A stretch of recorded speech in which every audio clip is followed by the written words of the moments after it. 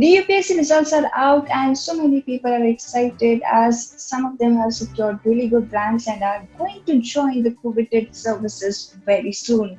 With us today, we have someone who has worked very hard for the rank she has got, and she's going to share some of her secrets with us today for all the aspirants who are trying to prepare for the coveted exams this year.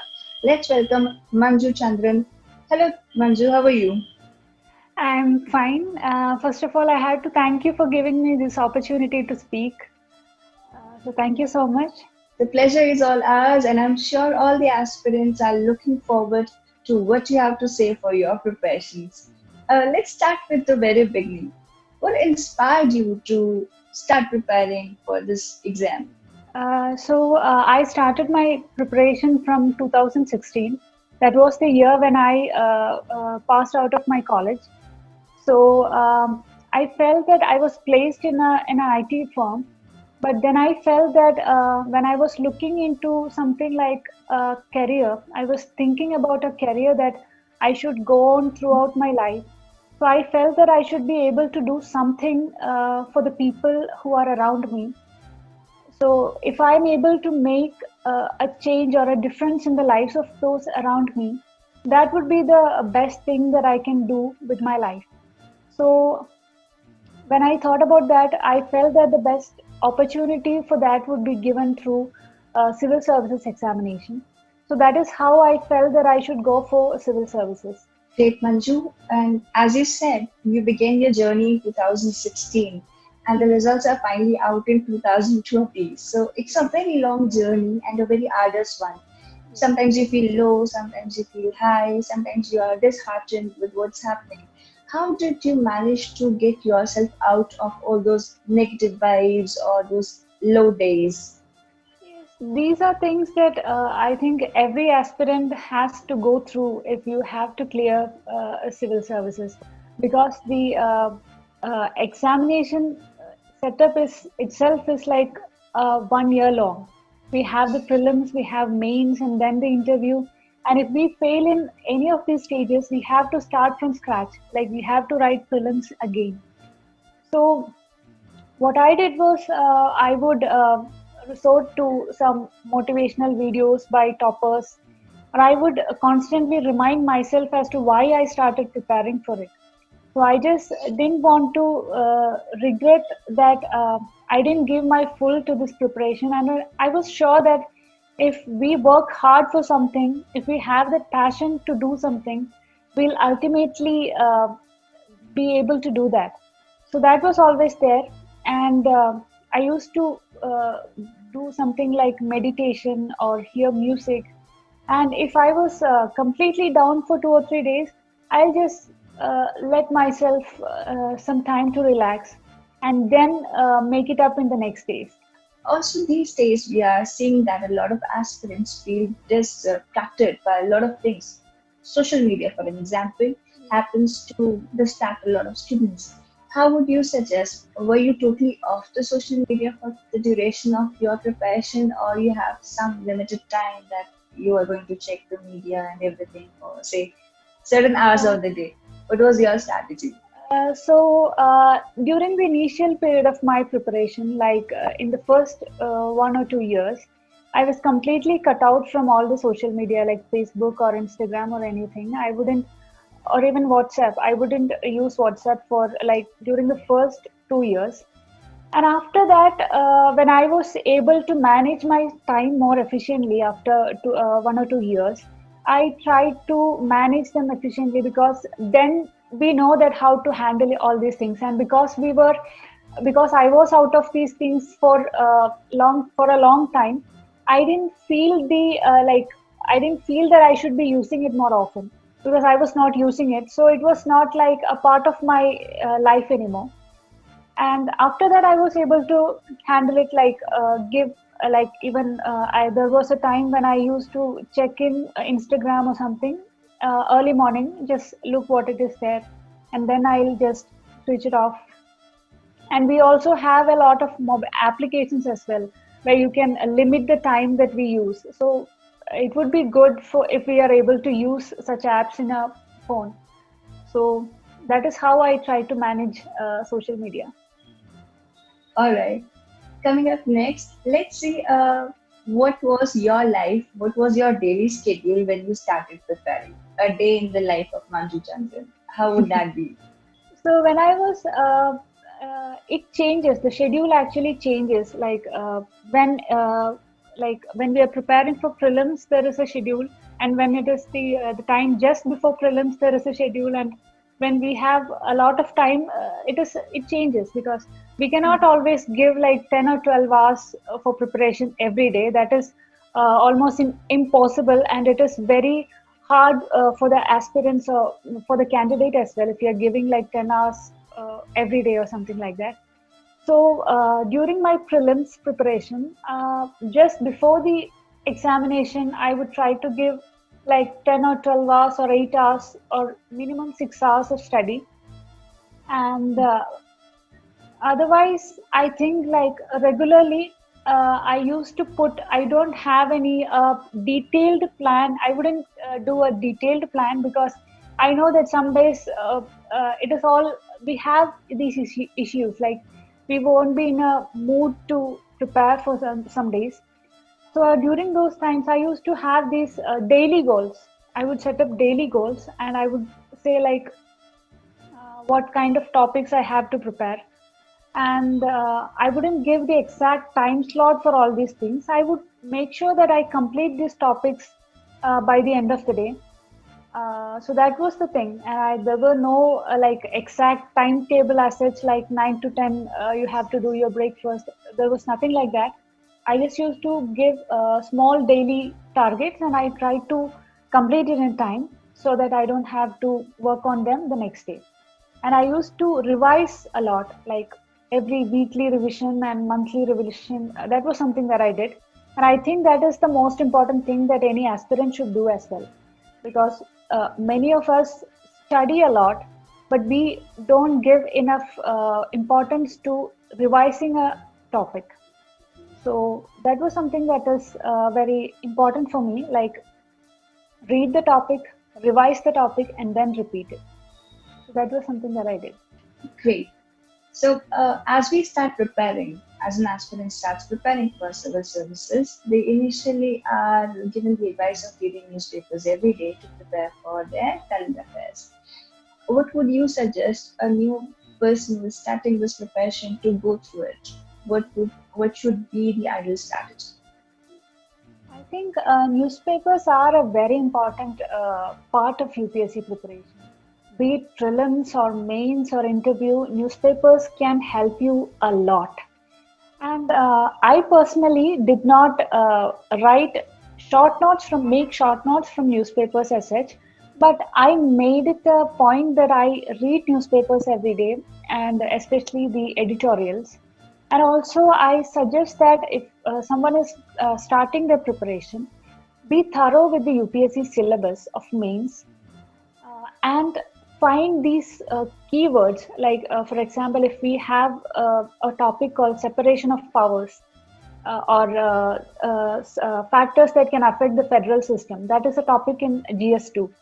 So, if we know the syllabus thoroughly, and if we are reading the newspaper and if we are finding a news that is related to this topic, search for such topics from the syllabus that you can connect with this. For example, if there is an issue between issue with the state and the governor, that is something that comes under the federalism part of the topic. So that is something that you should go for. And so I think relate to it, like the syllabus and the newspaper. You have to read the newspaper and relate with the topics. So that would be some strategy that you could use. So that was something I heard from some of the toppers of 2016 or 17 when I was starting preparing. So I did that, and that was something that was very important and that was very helpful too. All right, coming up next, the prelims, the first stage of the exam. How did you prepare for the prelims? I think the third attempt, that is last time I gave my test prelims. That was the time that when I prepared a lot for prelims. So at that time, the daily strategy was that to read the newspapers and the go for some daily current affairs from some you can resort to any of it is available in the internet. A lot of daily current affairs are available in the internet. So I resorted to a website and I used to read the current affairs daily and revise it every week so that the current affair part is not a burden for me during it does not become a burden for me later on in my preparation. So that was done as a daily part. And other than that, the static part, I was thorough with the static geography, economy, and history, and all of those things. So I think one should be very thorough with their basics and statics, so that these are the things that we can be sure of in prelims. And the current affairs part, we it is very unpredictable these days. So current affairs part is something that we cannot predict, but static portions we can get them. We can definitely get these answers right, and try to attempt mock tests so that we know that even if we are studying a topic, we have to know how UPSC will frame the questions. So that kind of experience comes from solving as many test series as possible, or I wouldn't say as many test series. You can resort to one or two test series from different institutes. So you get a practice of solving this question, and most importantly, also solve the previous year question papers of UPSC, so that we know that how UPSC is framing the questions. So my strategy was being thorough with statics, daily current affairs, and solving test series questions and solving the UPSC previous questions of from 2012-13. All right. Now, some of the times the aspirants are a bit confused about the sources. Since we are living in a digital age and there is information overload from all where, like you have so many institutes and so many books, so many data on internet. If we go to the main part and start discussing our general studies approach, let's start with GS paper one. What were your sources for GS paper one? My GS paper one sources were for history part, I used to resort to Spectrum by Rajiv Ahir. Spectrum was one source because we don't need a very deep knowledge about anything in mains. What we need is an overview of these subjects. So shouldn't go to make the perfect note for each and every topic. That is not something we need. Then art and culture, again, there was Nitin Singhania's book, and in case of society, also I got compilation of basic understanding of these topics like women empowerment, globalization. What are these from internet, and the related issues from current affairs itself, from newspaper. What are the current issues? That was my strategy for society. Then geography, again, NCRTs become useful for geography, like 11th and 12th. NCRTs are very useful. So these were the main source for GS1. Great. Now let's go to GS paper two. What sources did you resort to while preparing for GS2? GS2 is something, there is a lot of current affairs related to GS2. So I used to make notes of my own for GS2. So that was one for the static part of these. I used to resort to Lakshmi Kant for polity topics, and then I would take up issues from the newspapers, like which are in current affairs, as I have said about the separation of powers, or like federal structure, the governance issue comes there. So I used to take up issues from the of current relevance from the newspaper and add to my notes.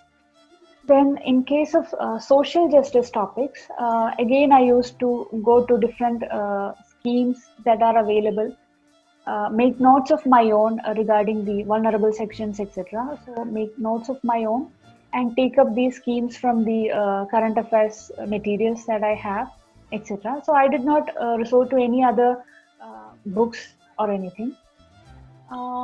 Again, then security and international relations as well. For international relations, look at the historical background of our relation with other countries are available in the ME, Ministry of External Affairs website as well. So I used to go there and check some of the historical aspect of it and make my own notes on this. So I think that is in case of GS2, I used to use internet a lot for my preparation and make my own notes. You can just Google some of these topics and get as many information as you want, and just like coordinate it as like what are the issues, the challenges, opportunities, what are the solution to certain issues, all these things. Make your own notes. And also I think the second ARC reports in case of the GS2 preparation were very useful to give recommendations from for issues that are discussed in GS2. So I think in GS2 this was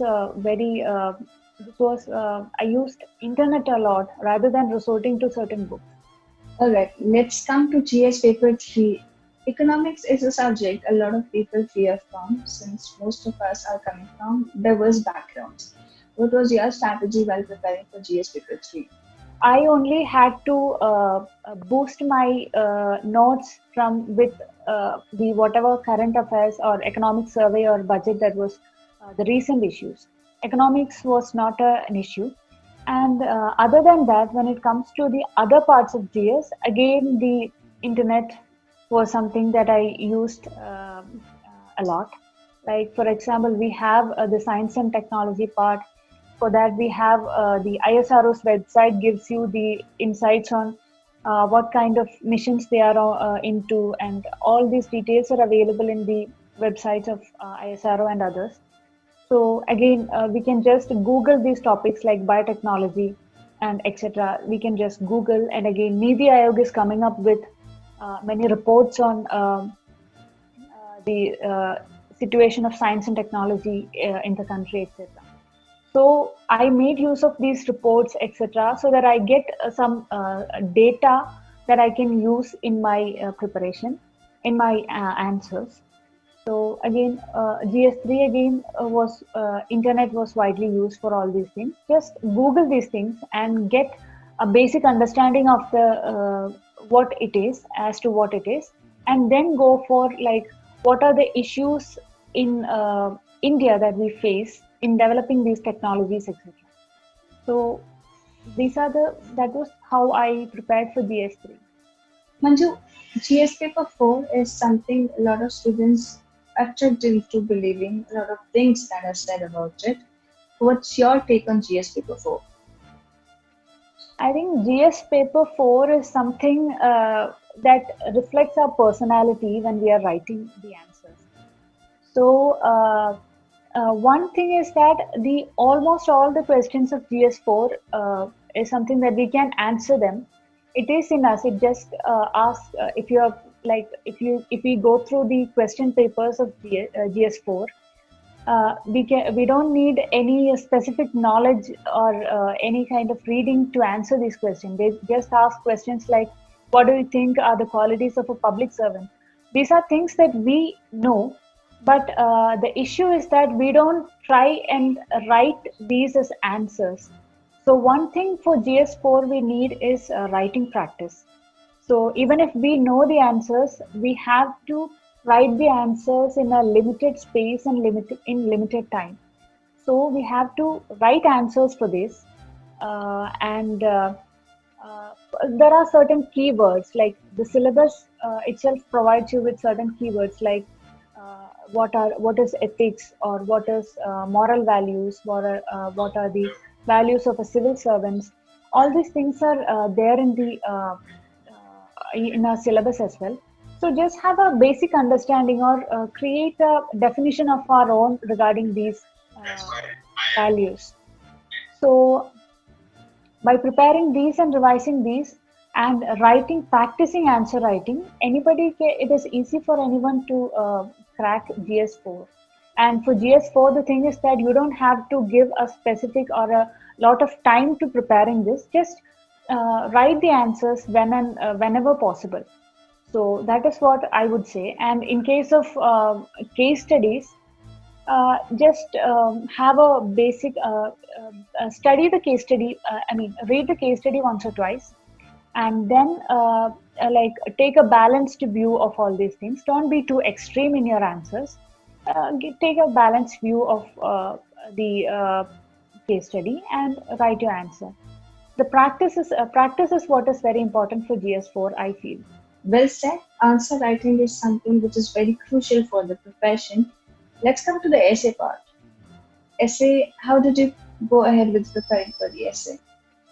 I did not prepare a lot for for essays. What I did was I wrote about 8 to 10 essays during the mains preparation, like from July to like September. I wrote like 8 to 10 essays so that I was sure that I will be able to complete 2 essays in the given time, and I will be able to give my ideas in a coherent and in a well put out manner. So I just wrote some essays and I went on to write the mains.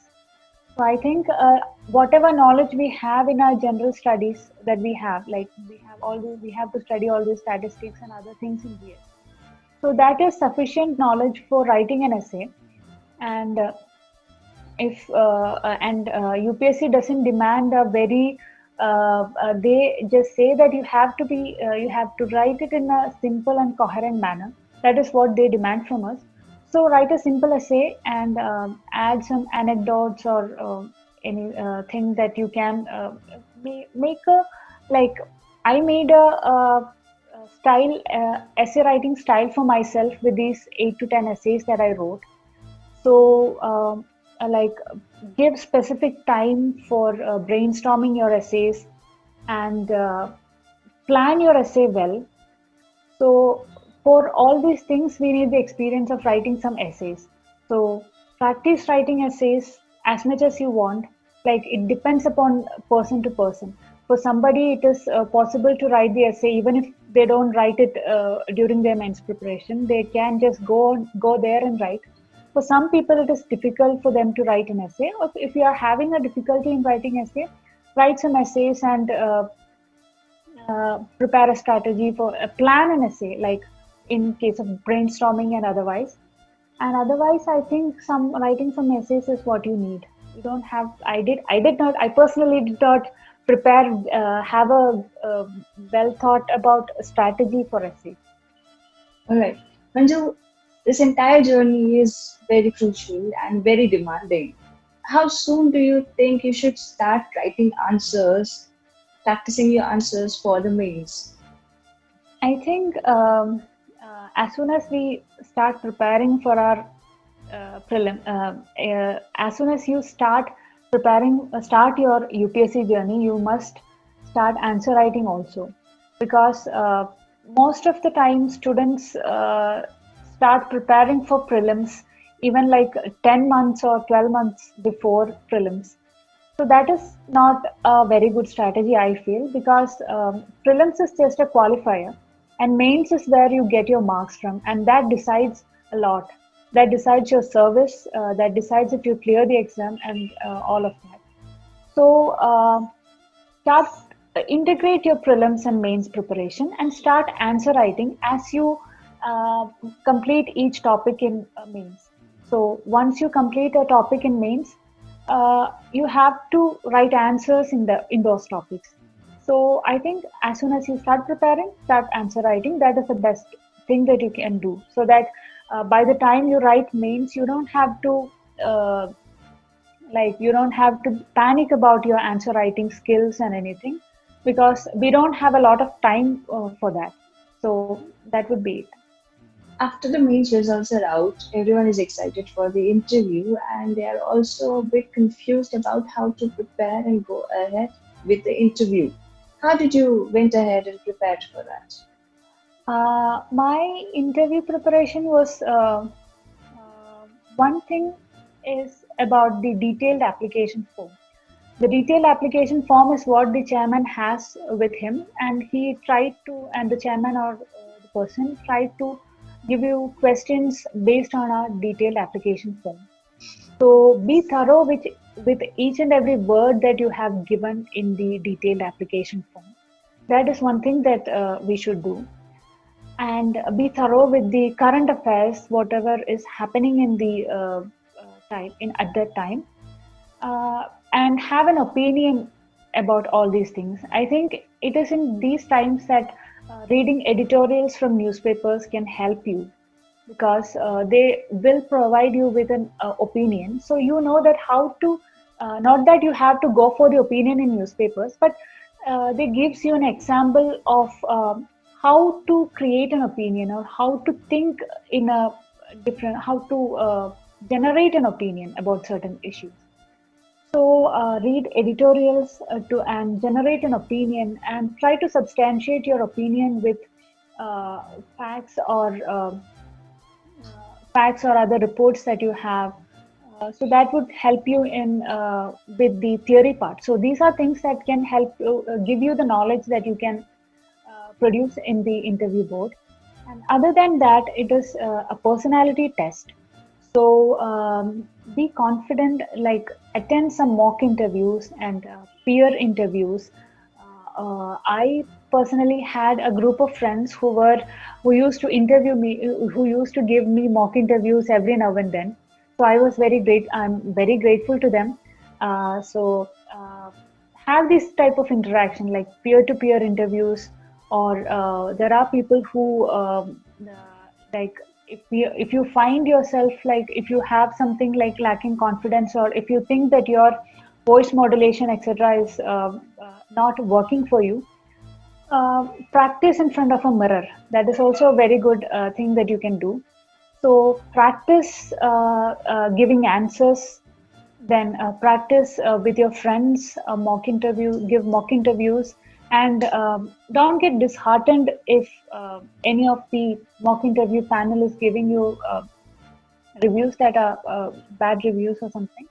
Just be sure about yourself, and practice saying answers, and prepare your DAF very well. And if it is interviews, again, as I have said, it is a personality test. So if you don't know anything, it is okay to say you don't know, and that is fine. That does not they are not there to measure your knowledge. Your knowledge is already tested in the mains examination. So even when I started my interview preparation, I was having this issue. That is, in my previous interview, I when I went for interview last time, I was having this issue that I haven't written my mains well. I'm not very good with all these things. So that because of that, I was having a lack of confidence when I was facing the interview. So we should not have that. They're just checking your personality. It is a personality test. So go forward with it. Like that is what I think. All right. Manju, there are a lot of myths about the preparation. As we said earlier, that a student cannot read 10 hours or 12 hours every day. It goes according to the point of time you are in the preparation. What other myths would you like to bust about the preparation? There are things like people say that you have to know everything under the sun to clear UPSC. There is nothing like that. That is absolutely wrong. So even if it's your prelims or mains, UPSC has a syllabus from where they frame these questions. And if you are thorough with the syllabus, it is you can crack. Anybody can crack UPSC. Only that you have to give the time and effort, and prepare whatever the exam demands. So knowing everything under the sun does not help you clear UPSC. Knowing what is in the syllabus helps you to clear UPSC. So that is one myth that I would that I have also heard a lot. Then I have heard that there are people who say that you have to know everything when you're going to the interview. If you're not answering any question, they are not going to, they won't be giving you marks, etc. But what I felt is, and from what I have heard from people who have been to interview, being truthful to yourself and to those people, that is more important than saying that you know something when you are not knowing it. So just be confident and work hard for your goal. And it is, UPS is not it is indeed, it is a difficult examination. The journey is difficult. There are a lot of ups and downs, but in the end, if you work hard and if you have the perseverance to endure all these obstacles and move forward, definitely anybody can clear UPSC. Thank you so much, Manju, for your insights into your journey and for letting other aspirants know, guiding them to how one should prepare for UPSC. We wish you all the very best for your bright future. Thank you. Thank you so much for inviting me to and giving me this opportunity to share my journey with the aspirants. Thank you so much, Alchemy.